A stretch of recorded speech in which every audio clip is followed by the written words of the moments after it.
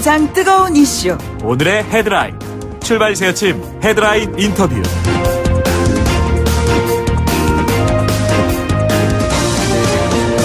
어제 경남 진주의 한 아파트에서 40대 남성이 자신의 집에 불을 지른 뒤에 대피하는 주민들을 향해서 흉기를 휘둘렀습니다. 5명 사망했습니다. 13명이 부상을 당했습니다. 노약자들 대부분입니다. 끔찍한 이 같은 묻지마 범죄가 왜 반복되는 것일까요? 배상훈 프로파일러로부터 자세한 이야기 좀 들어보도록 하겠습니다. 어서 오십시오. 네, 안녕하세요. 특별한 사람입니까? 이와 유사한 사람들이 여전히 우리 사회에는 있다고 봐야 되는 건가요? 2010년도에 제가 프로파일러 현직 나올 때 네네. 이와 같은 폭탄이라는 표현을 썼습니다. 400명이라고 그랬습니다. 400명이요? 예. 사회보호 페이지되고 보호감호가 축소되면서 관리를 해야 되는데 관리의 사각지로 넘어갈 사람들이 400명이라는 얘기를 직접 법무부에 관련된 사람한테 들었습니다. 네네. 그리고 저희가 관리한 사람들은 소위 친딸을 강간하고 정신병인 척하는 사람들, 네네. 그러니까 교도소에 감춰 있는 이런 사람들 최소한 400명이라고 얘기 들었어요. 백 교수께서 말씀하신 그 400명이라는 것이 늘지 않았다는 것을 전제로 했을 때 그 400명 가운데 400개의 폭탄 가운데 하나 터진 건가요, 그럼? 그렇죠. 그 뒤에 작은 폭탄이죠. 사실은 이 폭탄은 작은 폭탄이었죠. 그 작은 폭탄을 핵폭탄으로 만든 것은 누군가의 책임입니다. 그 누군가는 누구십니까? 이 사람이 치료감호소를 갔다 왔습니다. 네네. 치료감호소 갔다 오기 전에 그 폭력성이 굉장히 낮았다고 합니다. 예. 갔다 온 다음부터 상당히 이상해졌고 사람들 계속 시비를 걸었다고 합니다. 네. 그러면 치료감호소에서 무슨 프로그램을 했죠? 무슨 약을 치료했습니까? 이런 거에 대한 그 어떤 공개, 네네. 어떤 책임 소재에 대한 부분은 왜 얘기하지 않습니까? 실제로 치료감호소 갔다 오기 전에는 이 사람이 폭력성이 낮았는데 갔다 네네. 와서 더 큰 폭력성을 했다고 하면 거기에 대한 책임은 아니면 뭐에 대한 해명도 있어야 되는 네네. 겁니다. 근데 관리를 왜 사후 관리 안 했습니까? 예. 그래서 제가 작은 폭탄이 큰 폭탄이 됐다고 하는 말씀입니다. 알겠습니다. 그러면 그 책임에 대한 문제 그리고 그것에 대한 대책에 대한 말씀을 듣기 전에요. 저희가 지금 진주의 현지의 그 분위기 상황에 대한 증언을 해 주실 분 한 분을 좀 연결해 보겠습니다. 진주 신일교회 박영출 목사가 전화로 연결돼 있습니다. 목사님 연결돼 있습니까? 네. 예. 지금 저희가 이 용의자에 대한 이야기를 하고 있는데 이미 이 사람이 지역사회에서 소문이 파다했던 사람이었다 하는데 실제로 그랬습니까? 예, 여러 면에서 그런 이미 경찰서에서도 이미 익히 알고 있고 평소에 뭐 소음 관계로 또 오물투척 그리고 이웃에게 욕설을 하고 뭐 이렇게 해서 상당히 문제가 있고 최근에도 뭐 행안 출입구에 간장과 식초를 섞어가지고 뿌리는 그런 사건도 있어서 또 그 경찰서에 아마 재물 손괴 혐의로 아마 거기 형사 입건되기도 하고 그런 여러 가지 문제가 많았어요. 만나신 분들이 목사님께 이 사람에 대한 얘기를 한 적이 있었습니까? 어떤 얘기였습니까?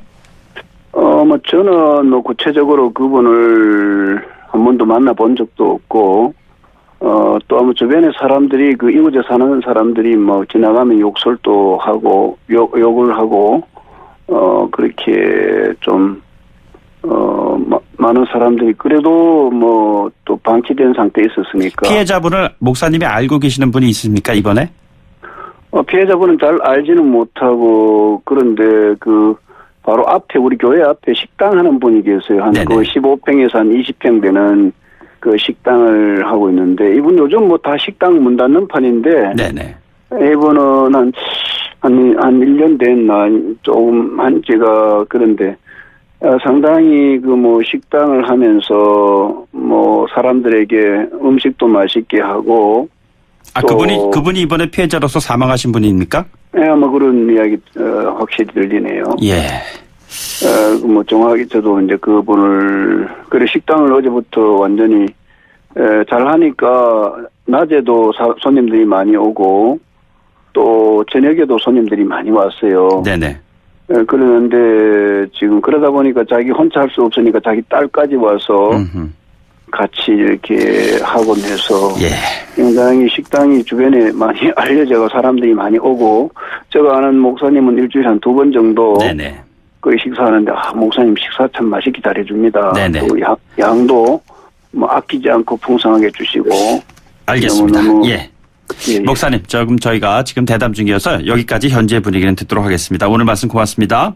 네, 감사합니다. 네, 진주신일교회 박영철 목사의 말을 좀 들어봤습니다. 자, 지금 400개의 폭탄 얘기하다가 지금 멈췄는데 그러면은 이 같은 위험 상황이 우리 사회에 방치돼 있다고 표현을 해야 되겠습니까? 아니면은 거기에 대한 책임을 누가 지금 져야 되는 것입니까? 데이터가 두 개 있습니다. 네네. 데이터는 법무부에서 가지고 있는, 말하자면 교정본부에서 가지고 있는, 그리고 정신적인 문제가 있는 사람으로서 치료를 받았다고 하는 데이터가 있습니다. 네네. 또 하나는 수사 데이터입니다. 우리는 발생 원부라고 하는데 예, 경찰청이 가지고 있는 데이터입니다. 그럼 두 개의 데이터를 하나는 경찰청이 가지고 있고 예. 또 다른 하나는 국민건강보험공단에서 가지고 있는 정신병에 대한 치료 네네. 관련된 데이터들입니다. 그 데이터가 상호 교환이 됩니까? 교환이 안 되는 거죠. 지금 같은 거 보시면은 분명히 이 학생들이 피해자들이 계속 신고를 합니다. 예.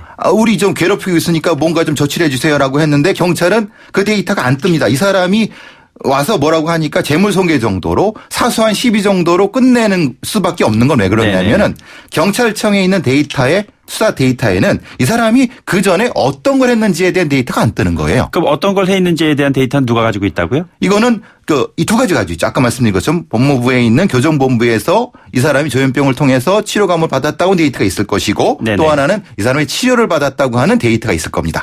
그것을 경찰이 갖고 있지 않다는 그렇죠. 얘기잖아요. 그럼 경찰은 이 사람이 어떤 사람인지 모른다는 얘기예요. 어떤 성향인지 어떤 폭력성을 가진지 전혀 모르는 거죠. 그냥 단지 몇몇 신고됐다. 그리고 교도소를 한두 번 갔다 왔다 정도밖에 안 나오고 어떻게 갔다 왔다는 얘기는 모르는 겁니다. 그럼 교정당국에서 해당자에 대한 치료, 교정 또는 그 상태가 어떻다는 것을 알려야 될 의무 같은 거 없습니까? 지금은 없습니다. 법적인 의무가 없는 거죠. 왜 그렇죠? 왜 그러냐면 그것은 법무부의 일이고 법무부는 교도소 안에서 일어난 일은 이미 집행이 끝난 겁니다. 네네. 사회로 나가게 되면 그 사람에 대한 형의 집행에 대한 것은 개인정보이기 때문에 공개하면 아하. 문제가 되는 거죠. 자, 그러면은 교정당국에서 이 같은 잠재적 위험군을 가진 사람들을 사회로 내보낼 때 말이죠. 어떤 대책 같은 거 세워놓고 내보내지 않습니까? 이렇게 보통 보호관찰관을 붙이고 예. 보호관찰관 같은 제도를 합니다만 네네. 그 데이터가 직접적으로 시민들한테 위험을 가지고 오는 신고 상태에서의 어떤 수사자료 데이터와 직접적인 연동이 돼야 되는 것이 지금 연동이 안 됐기 때문에 지금 이 사태가 벌어진 거죠. 진주 사태의 가해자는 그러면 보호관찰을 받고 있었다는 얘기입니까? 이전에 이제 교도소 갔다 오고 예. 또 보호감호소 갔다 왔다고 합니다. 네네. 근데 보호관찰은 기한이 있습니다. 아하. 무한대로 되는 거 아닙니다. 그 정도에 따라서 1년, 2년, 3년 이렇게 되는데요. 인권의 이슈도 연결돼 있을 거 아니에요? 그렇습니다. 예. 그걸 무한대로 할 수가 없죠. 근데 적어도 이런 정도의 폭력성이 있는 사람이라고 하면은 그리고 보호감호소에 갔다 온 사람들의 그 결과에 대한 것은 최소한도로 수사자료로서 제공이 돼야지 네네. 되지 않을까.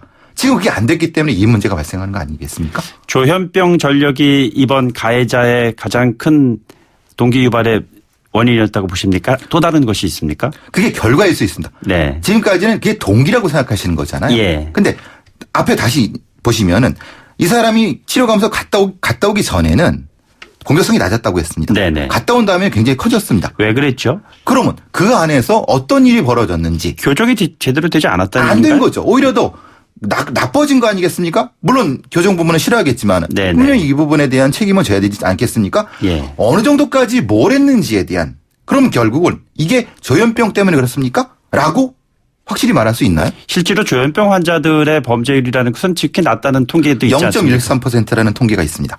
전체 조현병 환자가 30에서 50만인데 예. 실제로 공격성을 가지고 폭력성을 가지고 범죄를 하는 것은 훨씬 낮고 네네. 그중에서도 아주 가학적인 범죄는 훨씬 낮습니다. 네네. 그러니까 이 경우는 몇 케이스가 안 되는 겁니다.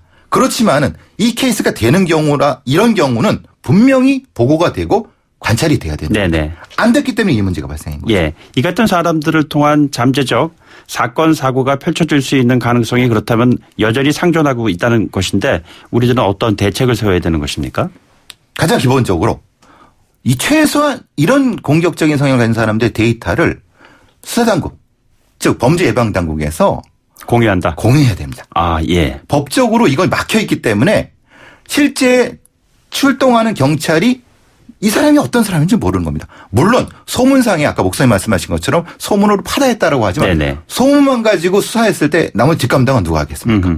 그 부분에 대한 법적인 제한을 일정도 풀어줘야지만이 미리 예방을 하고 또 하나는 뭐냐면 이런 미리 차단할 수 있는 네네. 지역사회 보건센터라든가의 실질적인 권한을 줘갖고 어떤 형태로든 제어할 수 있는 방법이 있어야 되는 게 있습니다.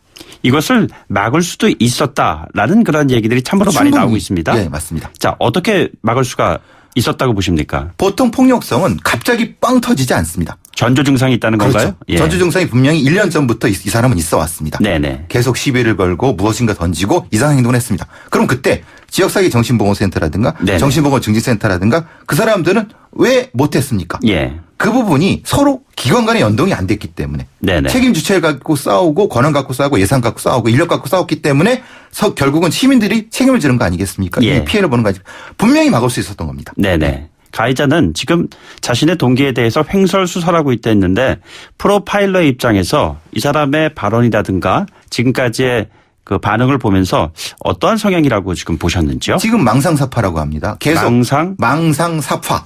그러니까 자기가 실제가 아닌 것을 계속 막 떠벌리는 형태입니다. 네네. 사실 이건 의미가 없습니다. 그러면 정확한 심리평가를 지금 해야 됩니다.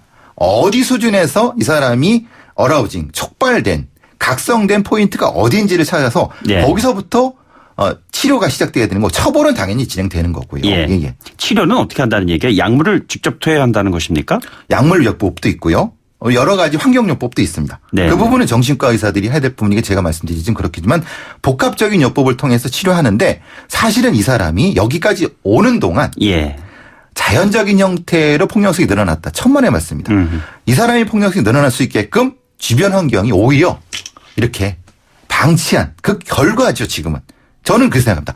이 사람의 조현병이 확대된 조현병은 주변이 이걸 방치한 결과라고 봅니다. 그럼 주변이 방치한 결과라고 본다면 방치하지 않는다면 어느 특정한 수용을 해야 된다는 말씀이신가요? 수용을 하든 뭐 당연히 이 정도의 보호관찰을 하든. 그렇죠. 그걸 확대해야 되겠죠. 지금 근데 보호관찰소가 하나밖에 없습니다. 네네. 전국에 하나밖에 없고요. 그 보호관찰 비용도 법무부에서는 거의 예산이 많이 없습니다. 아, 그렇습니까? 네. 결국에 그럼 예산의 문제로 귀결되는 것 같은데 이 같은 예산이라는 것을 집행하는 것은 대부분 법무부입니다. 법무부입니까? 전체 범죄 예방 예산의 90% 이상을 법무부에서 이제 집행을 합니다. 경찰의 초동지나 뭐 관련돼서 많은 불만이 쏟아 나오고 있는데 그렇다면 법무부에서 이 같은 예산의 95%를 집행한다고 하면 책임으로부터 정말 자유로울 수가 없지 않겠습니까? 적어도 왜 이 사람이 이렇게 폭력이 높아졌는지에 대한 해명은 내놔야 됩니다.